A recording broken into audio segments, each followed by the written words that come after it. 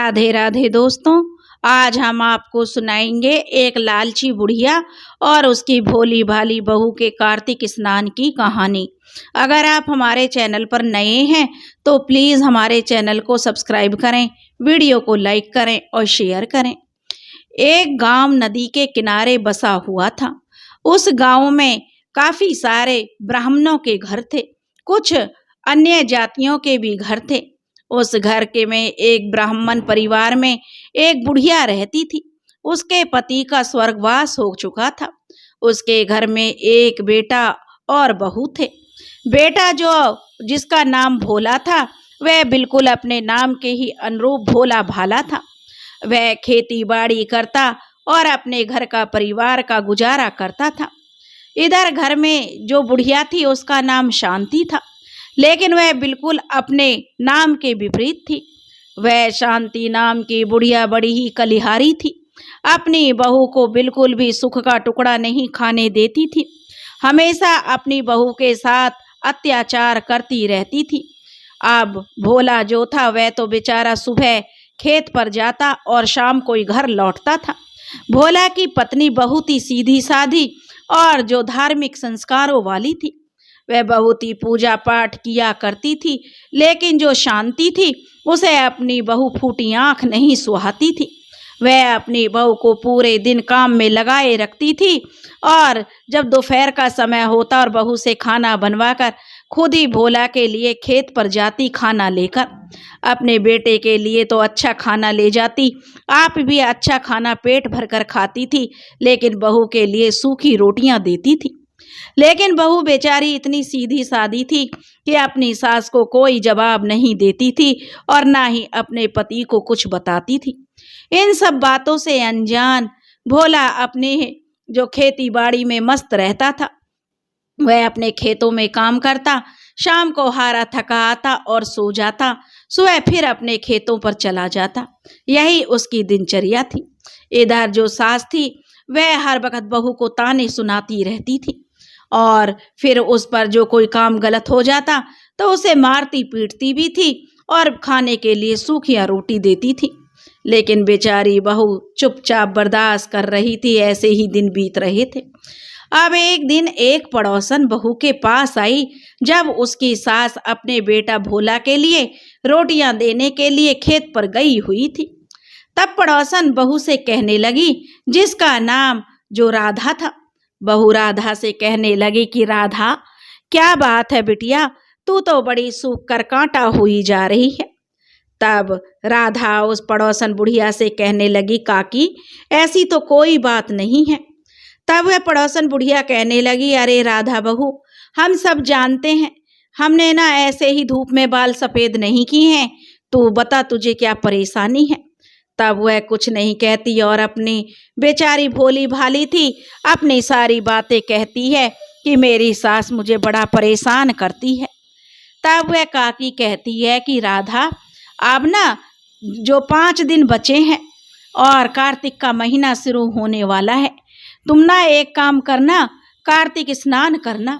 कार्तिक स्नान करने का बड़ा ही पुण्य और फल मिलता है, क्योंकि कार्तिक स्नान से जिसके घर में जो कलह होती है तो सुख शांति आती है, निसंतान को संतान मिलती है, धनहीन को धन मिलता है, कुंवारी कन्याओं को योग्य वर मिलता है, बांझन को पुत्र मिलता है। इसलिए तुम जो अपनी गृहस्थी में सुख शांति चाहती हो और अपने जो घर की खुशियों के लिए कार्तिक स्नान करना, पीपल पथवारी सींचना और जो तुलसी जी को सींचना, यह अपना नियम बना लेना। तब वह बहू कहने लगी, ठीक है काकी, तो मैं यह काम जरूर करूँगी। अब तक तो वह रोज सुबह उठकर आंगन में झाड़ू लगाती थी। जैसा कि वह बेचारी गरीब घर की थी, उसकी माँ ने जो संस्कार सिखाए थे वही वह निभाती आ रही थी। वह अपने घर में सुबह सबसे पहले उठकर झाड़ू लगाती, उसके बाद अपने घर के काम करती और नहा धोकर फिर अपनी पूजा पाठ करती, सूर्य नारायण को अर्घ्य देती। लेकिन उसकी सास को उसका पूजा पाठ करना बिल्कुल पसंद नहीं था। वह उससे जो हर वक्त ही जो जली कटी बातें सुनाती रहती थी। फिर भी बेचारी राधा से जो बन पाता वह करती रहती थी। ऐसे ही उनके दिन बीत गए और धीरे धीरे यह 5 दिन भी बीत गए। अब राधा बहुत ही सीधी सादी थी। वह अपनी सास से कहने लगी, सासू माँ से, कि माँ जी, जो अब कार्तिक महीना कल से शुरू हो जाएगा और मैं भी नदी पर जाकर कार्तिक स्नान करूंगी। मैंने सुना है कार्तिक स्नान से, पीपल पथवारी और तुलसी सींचने से घर में सुख शांति आती है। तब उसकी सास यह सुनकर जो बहुत ही जल भुन गई और कहने लगी, तेरी क्या उम्र निकल गई है जो तू कार्तिक स्नान करने जाएगी? अरे मैंने कह दिया ना, हमारे पास फालतू समय नहीं है, चुपचाप अपने घर के कामों में लगी रह। लेकिन राधा ने भी मन में सोच लिया था कि वह कार्तिक की महिमा उसने जब से काकी से सुनी थी तो उसके मन में बैठ गई थी। वह सोचने लगी, सासू ने तो जो कार्तिक स्नान करने के लिए जाने के लिए मना कर दिया है, लेकिन मैं एक काम करूंगी, सुबह जल्दी 4 बजे उठ जाऊंगी, क्योंकि सासू माँ तो थोड़ी देर से उठती हैं और उनके उठने से पहले ही, क्योंकि पहले पानी भी नदियों से भरकर ही आता था, उनसे पहले उठकर जो कह दूंगी, पानी भरने का बहाना बनाकर गंगा के घाट पर ही नहाकर और वहीं पर जो तुलसी पीपल पथवारी को सींच दूंगी और अपना नियम कर लूंगी। उसने मन में ठान लिया कि उसे कार्तिक का नियम निभाना है। अब जो धीरे धीरे यह 4-5 दिन बीत गए, कार्तिक का महीना शुरू हो गया। अब जो सुबह सुबह राधा उठी, उसने देखा उसकी सासू माँ तो सोई हुई है। उसने झट से मटका उठाया और चल दी नदी के घाट पर। वहां जाकर देखा तो बहुत सी औरतें पूजा कर रही थी। वह भी जाकर कहा जो स्नान की और मटके में जो उसका घड़ा था उसी से पानी भरकर उसने पीपल पथवारी और माता तुलसी को सींच दिया। और वहां पर बेचारी दीपक वगैरह तो सास के डर से लेकर नहीं जाती थी और ना ही कोई प्रसाद लेकर जाती थी। वह तो सिर्फ घड़े से उन्हें सींच देती थी जल से, यही उसका नियम था। और वहां जाकर वह जो कहानी सुनने लगी कार्तिक की, पीपल पथवारी और तुलसी माता की कहानी सुनकर वह बड़े सुबेरे ही घर वापस आ गई और अपने रोज के कामों में लग गई। अब ऐसे ही उसने नियम बना लिया कि उसकी सासू माँ को पता भी नहीं चलेगा और वह कार्तिक स्नान भी कर लेगी। अब धीरे धीरे बहू जब रोज ऐसे करने लगी तो एक दिन सास की आंख खुल गई। उसने देखा कि उसकी बहू घर पर नहीं है। यह देखकर तो सास के जो तन बदन में आग लग गई कि आने दे, आज इसको अच्छा मजा चखाऊंगी। लेकिन सास ने भी अपने मन में जो एक योजना बना ली। वह जानती थी, राधा ने उसे बताया था कि वह पीपल पथवारी और तुलसी जी सींचेगी, इसके लिए उसने नियम बनाया है, तो अब मैं इसका नियम अच्छे से निभाऊंगी। इसका नियम नहीं तोड़ दिया तो मेरा नाम भी शांति नहीं। जब बहू घर आई, मटका पलहंडी पर रखा और अपने कामों में लग गई। सास कहने लगी, री बहू, मैंने तुझसे मना किया था लेकिन तू नहीं मानी। वह बेचारी बहू कुछ नहीं बोली, सास बड़बड़ाती रही। वह अपने काम में लगी रही। अब सास ने सोचा, सुबह सुबह मेरे उठने से पहले यह घड़ा उठा कर जाती है, यानी बर्तन तो कोई लेकर नहीं जाती थी, क्योंकि बर्तन इसलिए नहीं लेती थी कि अगर उनकी आवाज होगी तो सास जाग जाएगी, इसलिए वह घड़े से ही पीपल पथवारी को सींच देती थी। अब जो सास ने सोचा कि एक काम करती हूँ, इसके घड़े को सुबह सुबह बदल दूंगी, देखती हूँ ये कैसे अपना नियम निभाएगी, कैसे पीपल पथवारी सींचेगी। अब जो बहू भी रात को सो गई और सासू माँ भी सो गई। जब बहू सो गई तो सास ने एक कच्ची मिट्टी का कच्चा घड़ा उस घड़े की जगह रख दिया, ताकि पानी में जाते ही वह घड़ा जो मिट्टी थी जो घुल जाएगा। अब जो बहू ने बिना पका हुआ घड़ा था। अब बहू सुबह जल्दी में थी। राधा सुबह जल्दी उठी क्योंकि उसे तो कार्तिक स्नान करना था और सास का भी डर था, कहीं सासू माँ उठ गई तो कहीं उसका नियम ना छूट जाए। वह उसने बेचारी ने जल्दी से घड़े को उठाया और अपना चल दी नदी के घाट पर। वहां जाकर उसने स्नान किया। स्नान करने के बाद जब वह घड़े को नदी में भरने लगी पानी से कि चलो अब पीपल पथवारी और तुलसी जी को सींच देती हूँ, लेकिन जैसे ही वह पानी भरने लगी तो देखती क्या है, उसका घड़ा तो फूट गया और पानी में उसकी मिट्टी घुल गई। यह देखकर तो अब राधा रोने लगी और उस पीपल और तुलसी जी के वृक्ष के पास आकर बैठ गई। तुलसी जी का पौधा भी हरा भरा लहरा रहा था और पीपल का भी घना भारी वृक्ष था। अब पीपल के वृक्ष के नीचे बैठकर वह रोने लगी, कहने लगी कि हे प्रभु, हे कार्तिक महाराज, मेरा तो जो कार्तिक का नियम टूट गया। अब मैं कैसे इन्हें सींचूं, अब मैं कैसे करूं। वह वहां रोती रही और अपने आंसू पोंछती रही। तभी तुलसी जी और पीपल में से आवाज आई, बेटी तू रोती क्यों है। तब वह कहने लगी, राधा, क्योंकि मेरा कार्तिक स्नान का नियम टूट गया है। मैंने नियम लिया था कि पूरे कार्तिक के महीने मैं जो अपने पीपल, पथवारी और तुलसी जी को सींचूंगी, लेकिन आज मेरा मटका जो पानी में घुल गया, फूट गया। अब मैं कैसे पानी से पीपल, पथवारी और तुलसी जी को सींचूं। तब पीपल में से आवाज आई, बिटिया तेरा कोई नियम नहीं टूटा है, उठो और घर जाओ। अब जो तुम्हारा कोई नियम नहीं टूटा, आज तो तुमने अपने आंसुओं से पीपल और तुलसी जी को सींच दिया है, तुम्हारा नियम नहीं टूटा है। तब वह राधा बड़ी मासूमियत से बोली कि घर जाऊंगी तो घर सास मारेगी, क्योंकि आज मेरा मटका फूट गया है, अब मैं खाली हाथ घर कैसे जाऊंगी। यह सुनकर पीपल और तुलसी जी ने जो राधा को एक सोने का मटका दे दिया। अब सोने के मटके में पानी भरकर राधा घर आ गई और घर आकर फिर से उसने उस पलहंडे पर जो मटका रख दिया और अपना लग गई घर के कामों में। वह बेचारी तो इतनी भोली भाली थी, उसने तो यह भी ध्यान नहीं दिया कि उसे जो मटका मिला है वो सोने का है। वो तो अपना मटका लेकर अपने नियम कर्म करके आ गई और जब उसकी सास जगी तो उसने बहू को 70 नाम सुनाए कि मटका कहाँ है। जैसे ही उसकी नजर गई, क्योंकि सास ने तो सोचा था जब मटका नहीं रहेगा तो मैं इसको खूब मारूंगी कि मटका कहाँ से ला कर देगी, लेकिन जैसे ही सास ने उसे ताने दिए और जैसे ही पलहंडे पर नजर गई तो सास हैरान रह गई। उसकी तो आंख फटी की फटी रह गई। यह क्या, अरे पलहंडे पर सोने का मटका चमक रहा है। वह बहू से बोली, अरे बहू, ये सोने का मटका कहाँ से आ गया।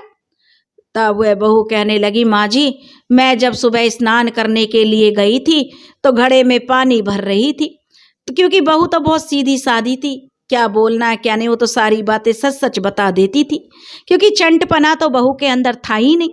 उसने अपनी सास को बता दिया कि जब मैं मटके को लेकर जो जल सींचने के लिए उसमें पानी भरने लगी तो वह मिट्टी का मटका पानी में घुल गया, इसलिए मैं पीपल और तुलसी जी के पास जाकर रोने लगी तो मेरी आंखों में से आंसू बहने लगे और रोती रही। तो पीपल और तुलसी में से आवाज आई कि बेटी तुम क्यों रो रही हो।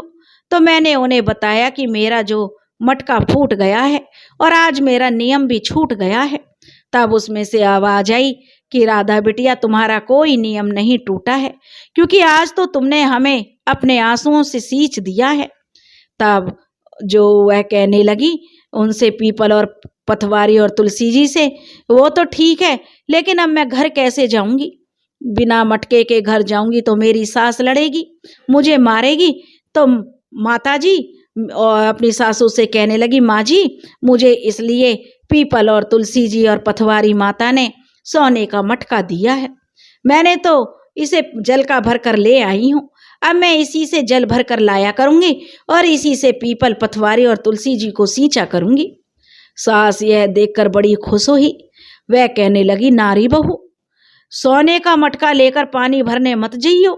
अगर सोने का मटका लेकर जाएगी तो तू तो वैसे ही बहुत ही भोली है, गांव के लोग तुझसे इसे छीन लेंगे, बहुत ही महंगा मटका है। तू एक काम करना, कल को फिर से जो मैं तुझे कच्चा मटका दूंगी और उसे भी जब तू पानी भरेगी तो वह भी नदी में घुल जाएगा। तो फिर से जाकर जो पीपल और तुलसी जी के पास बैठकर रोना, वो तुझे फिर से मटका देंगे। क्योंकि सास तो लालची थी, अब उसका तो लालच बढ़ गया। बहू भोली भाली थी, बोली ठीक है माँ जी। अब बहू अगले दिन सुबह उठकर 4 बजे फिर से जो कार्तिक स्नान के लिए पहुंच गई घाट पर, कच्चा मटका लेकर गई थी। वह अपनी सास की चालाकियों से जो अभिज्ञ थी, समझ ही नहीं रही थी कि सास तो उसके साथ चालाकी कर रही है। वह उस नहाई धोई, अपना प्रभु भजन किया और उसमें जो कहानी सुनी कार्तिक भगवान की, पीपल, पथवारी और तुलसी जी की, उसके बाद वह जो अपना सींचने के लिए उस कच्चे मटके में जल भरकर जो पीपल पतवारी को सींचने के लिए लाने लगी तो कच्ची मिट्टी का होने के कारण मटका जो फूट गया, मटका पानी में बह गया तो वह फिर से रोने लगी और पीपल और तुलसी जी के पास आकर बैठ गई और जोर जोर से रोने लगी। फिर से पीपल और तुलसी जी में से आवाज आई कि अरे बेटी, तू क्यों रो रही है। फिर से राधा ने वही बात दोहरा दी कि मेरा मटका फूट गया है और मेरा नियम टूट गया है, अब मैं कैसे तुलसी और पीपल को सींचूंगी। तब उसमें से आवाज आई कि तुम्हारा कोई नियम नहीं टूटा है, तुम्हारा जो है आंसुओं से तुमने हमें सींच दिया है।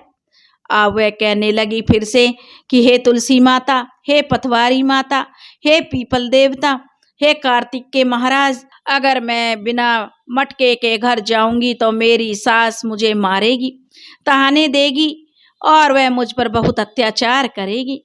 अब पीपल तुलसी जी ने फिर से बहू को चांदी का मटका दे दिया, चांदी का मटका दे दिया। अब बहू खुशी खुशी उसे भी जल का भर के ले आई और लाकर फिर से पलहंडे पर रख दिया। अब सास तो बड़ी खुश हुई चांदी का मटका देखकर, वह अब उसके मन में तो और लालच बढ़ने लगा। वह अपनी बहू से कहने लगी अगले दिन तुझे मैं फिर से कच्चा मटका दूंगी और तू फिर से यही बातें दोहराना। बहू भी भोली भाली थी, कहने लगी चांदी का मटका और सोने का मटका लेकर पानी भरने बिल्कुल मत जाना, गांव के लोग छीन लेते हैं, इसलिए मैं तुझे फिर से कच्चा मटका दे दिया सास ने राधा को। और राधा अगले दिन फिर स्नान करने के लिए गई। जब वह नदी घाट पर पहुंची, स्नान किया तो कच्ची मिट्टी का मटका फिर से जो पानी में बह गया, वह फिर से जोर जोर से रोने लगी। फिर आवाज आई पीपल पतवारी और तुलसी जी में से कि राधा क्यों रो रही हो। तब वह बोली कि मेरा जो नियम टूट गया है, क्योंकि सास ने तो उसे यही कहने को कहा था कि रोज रोज करेगी तो पीपल पतवारी रोज हमें कुछ ना कुछ सोना चांदी देंगे जिससे हम बहुत अमीर हो जाएंगे। सास का लालच दिन प्रतिदिन बढ़ता जा रहा था। अब वह बेचारी भोली बहू ने सारी बात जो पीपल पतवारी के आगे कह दी कि मेरी सास ने कहा है कि तुम जाओ और जाकर पीपल पतवारी और तुलसी जी के नीचे बैठकर रो, वो तुम्हें फिर से मटका देंगे। अब पीपल कहने लगा पीपल और तुलसी जी बिटिया, तुम्हारी जो सास है ना राधा, उसका लालच तो बढ़ता जा रहा है। एक काम करो, आज हम तुम्हें मिट्टी का मटका देते हैं और तुम मिट्टी का मटका पानी भरकर ले जाओ। अब राधा ने वहां स्नान किया। कार्तिक स्नान करने के बाद कथा कहानी कही, पीपल पतवारी सींची और तुलसी माता की कहानी सुनकर मिट्टी का मटका भरकर अपना जो घर पर आ गई। अब सास तो घर पर बाट देख रही थी कि मेरी बहू लाएगी आज पता नहीं कौन सी धातु का बना हुआ मटका। उसका तो लालच बढ़ रहा था, बैठी हुई इंतजार कर रही थी। बहू जब मिट्टी का मटका लेकर घर पहुंची तो देखती है उसकी सास बैठी इंतजार कर रही है। बहू ने जाकर मिट्टी का मटका पलहंडे पर रख दिया तो सास ये मिट्टी का मटका देखकर जल भुन गई और उसने जो अपनी बहू को बुरा भला कहना शुरू कर दिया। कहने लगी क्या यही तेरे कार्तिक भगवान के पास बस 2 ही मटके थे जो सोने और चांदी का इतना सही धन था, उन्हीं के लिए तू इतना सुबह उठकर नहाती धोती है और हमसे झूठ बोलती है, काम चोर। वह अपनी बहू को मारने लगी और अंदर जाकर कोठड़ी में देखती है तो जो सोने और चांदी का मटका था वह भी मिट्टी के बन गए। यह देखकर तो सास अपना आपा खो बैठी और बहू को मारने लगी। बहू बेचारी नियम कर्म की सच्ची थी। वह अपने मनी मन अपने पीपल पतवारी और कार्तिक माता कार्तिक देवता को पुकारने लगी, हे विष्णु भगवान, हे माता लक्ष्मी, हे पीपल देवता, क्या मेरी किस्मत में यही दुख लिखे हैं। क्योंकि उस दिन पूर्णिमा का आखिरी दिन था और कार्तिक स्नान का जो महीना पूरा होने वाला था और बहू का भी आखिरी दिन था स्नान करने का। जब सास का अत्याचार बढ़ता गया, बहू रोती रही और प्रभु को पुकारती रही, हे कार्तिक के देवता, मैं तो स्नान की थी कि मेरे घर में सुख शांति आ जाए, लेकिन मेरे घर में तो मेरी सास और भी जो रनचंडी बन गई है, मुझे बहुत मार रही है। क्योंकि भगवान भी अपने भक्त की विनती सुनते हैं और करुणा पुकार सुनते हैं और तुरंत ही जो कार्तिक के देवता जो बहू की पुकार सुनकर वहाँ पर प्रकट हो गए और कहने लगे बुढ़िया से, हे बुढ़िया माई, तू क्यों अपनी बहू को इतना कष्ट देती है, तो अपनी बहू को सूखी रोटी देती है और खुद देसी घी के जो हलवा और लड्डू बनाकर खाती है। तेरा बेटा इतना भोला भाला है, वह तुझ पर आंख मूंद कर विश्वास करता है।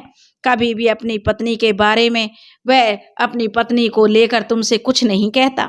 तुम उसकी पत्नी पर इतना अत्याचार करती हो और तुम्हारा लालच दिन पर दिन बढ़ रहा था, इसलिए तुम्हारे लालच के कारण ही तुम्हारे मटके मिट्टी के हो गए हैं।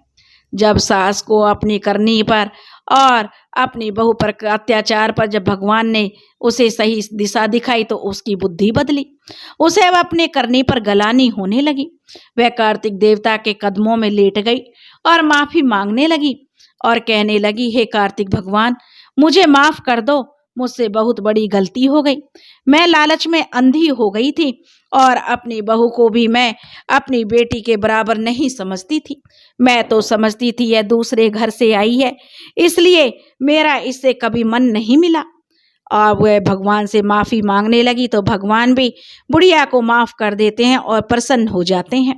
अब बुढ़िया माई कहती है, हे कार्तिक भगवान, अब मैं भी कार्तिक स्नान किया करूँगी बिना किसी लोभ लालच के।